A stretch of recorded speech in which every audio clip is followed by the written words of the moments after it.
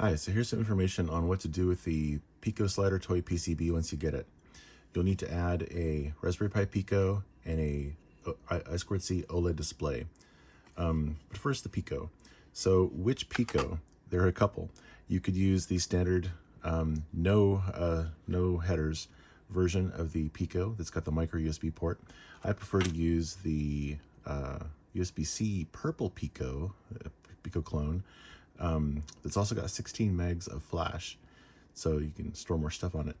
I'll put a link in the description to the AliExpress site that I get these from.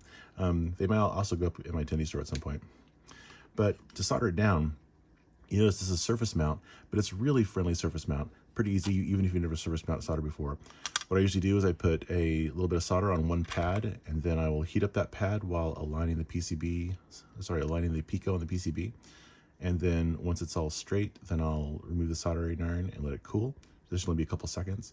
And if it's not quite straight, then just heat up that pad again and realign, remove the heat, and then hopefully it's lined up. Do a second pad and try to get it even more aligned if it's not quite right, and then just do the rest.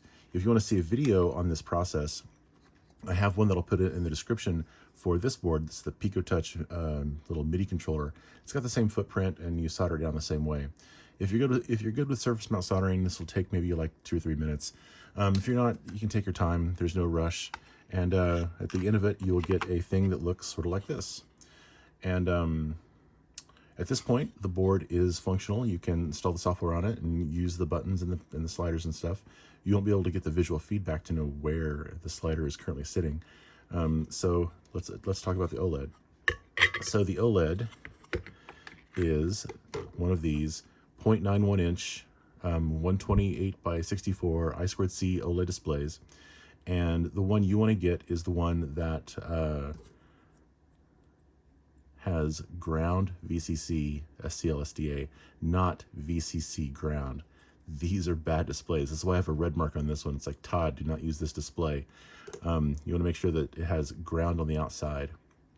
And then yours will probably have the pins already soldered. It'd be preferable if you get one without the pins already soldered. But if they're already soldered and you want to get this done, you can just put the board right on the front, solder it down, and it doesn't look too bad. You know, I prefer the underside mounting, like on this one, but this will totally work as well. Now, if you want to do the underside mounting, first things you got to do is figure out how to deal with this already mounted header. What you should do is unsolder this and pull it out. Usually you have to cut the plastic in between each pin and then heat up one pin, pull it out, heat up one pin, pull it out. And then what you want to be doing is clean up the pad so you can insert a new header in sort of backwards. Like this is how it comes, and this is what you want. So you have a little bit of extra length here. You can also sort of fake it by just keeping it in place and then heating it up and pushing the pin through. I don't recommend this. You could damage the display, but it can work. But the end result is you have the pin sticking out about 1/4 inch out of the front, so that you can then have them go into the holes from the back. And you'll solder from this side, but you want to make sure by looking at the lines that it is lined up and straight. You'll notice even a couple of degrees if it's off. So make sure it's like as lined up as you can. So do one pin first to make sure it's lined up, and also make sure to remove the little protective film before you solder it down. I've made that mistake before.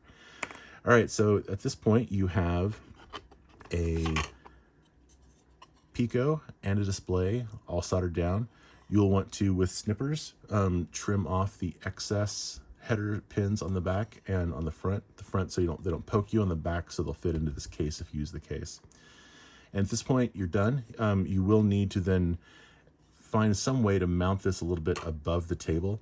You could either add little M2.5 standoff feet, like I've done for this little the Cutie Pie MIDI synth, and that works quite well. I much prefer nowadays to do this little 3D printed enclosure. And this enclosure, it's in the GitHub repo. It's made for the PCB to just snap in, and the USB accessible on the side there. And if you want to have even more security, you can add M2.5 screws here and nuts on the back, and that'll hold it down secure. But as it is, it works pretty well. And that's how you add the Pico and the display to your picoslidertoy PCB. If you have any questions, add them in the comments to this video or as issues on the GitHub repo. Thanks a lot.